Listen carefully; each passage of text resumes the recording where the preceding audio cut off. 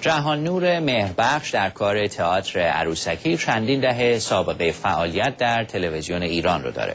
آقای مهربخش در پی حوادث اخیر در ایران به فرانسه پناهنده شده. در گزارش بعدی با جهان نور مهربخش بیشتر آشنا میشیم.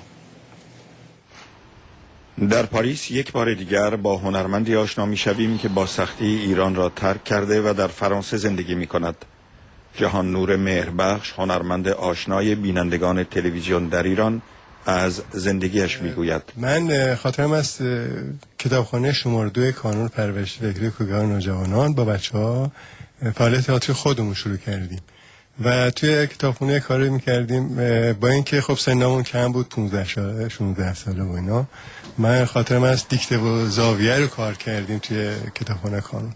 بعد از انقلاب من دیگه تقریبا جدا شدم از کانون و اینا، فعالیت آنچنانی نداشتم و یه کارگاه داشتم که تو این کارگاه من عروسک‌های نمایشی تولید میکردم و این تو سرتاسر ایران پخش میشد تا سال 72-3. اون موقع بود که من دوباره با پیشنهاد خانم مرزی برومند که همین اینجا الان بهشون سلام و درود میفرستم که ایشون باعث شد من دوباره فعالیت این شکلی شروع کنم. آقای مهربخش، شما از تئاتر به تئاتر عروسکی روی آوردید.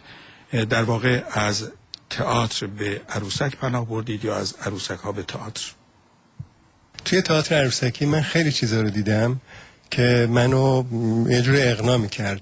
این که اولا مجسمه من دارم که میتونم بهش حرکت بدم، ازش یه چیزایی بخوام و انجام بده. تئاتر عروسکی هم من فکر میکنم توی تئاتر عروسکی شما کاری میتونین رو صحنه بکنین که هیچ موقع توی تئاتر صحنه‌ای نمیتونین.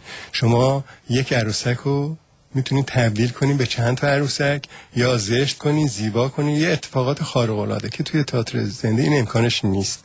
ببینید توی بخشای سینما و تئاتر معمولا کسی که کار میکنن به فکر هستن که یک روزی چهره بشن، همه ببیننشون، احیانا امضای چیزی ازشون هم بگیرن. ولی کسی که توی تئاتر عروسک کار میکنه پشت عروسک ها پیداست و تا آخر عمرش میدونه که هیچ موقع شاید شناخته نشه و کسی ندونه پشت این عروسک چه کسی هست.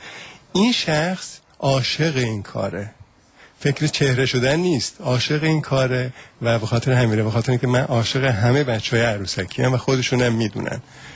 جهان نور مهربخش هنر متفاوتش در ایران مورد انتقاد افراطی ها قرار گرفت، اما اینجا در فرانسه خیلی زود کانال های معتبر تلویزیونی به سراغش آمدند. سریال با شادونی عروسکی بود به نام شام کابولو.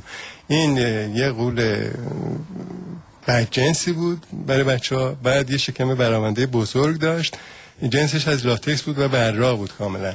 این یه شلوارک میپوشید و یه جلیقه توری کوتاه روش بود. این بعضی موقع میرفت بالا و نافش میزد بیرون. بعد از اینکه 3-4 ماه این از آنتن پخش شد و مردم دیدن، گفتن که این باید سانسور بشه. حالا سانسور به خاطر چی؟ به خاطر نافش. یعنی حتی دیدن ناف یک عروسک برای آقای من فکر میکنم مشکل ساز بود. عرض شود خدمتتون در مورد ساختن این عروسک احمد نژاد، دوستان بعضیا با طعنه و اینا بهم میگفتن که چرا این عروسک ساختی. میخوام به این دوستان بگم که ما تو کار تئاترمون رستم هم میسازیم، دیو سفید هم میسازیم، عروسک خوب داریم، بد داریم، همه اینها و همینا رو میسازیم، کارمون اینه. در مورد احمد نژاد چیزی که میتونم بگم اینه که من یاد پینوکیو میافتادم.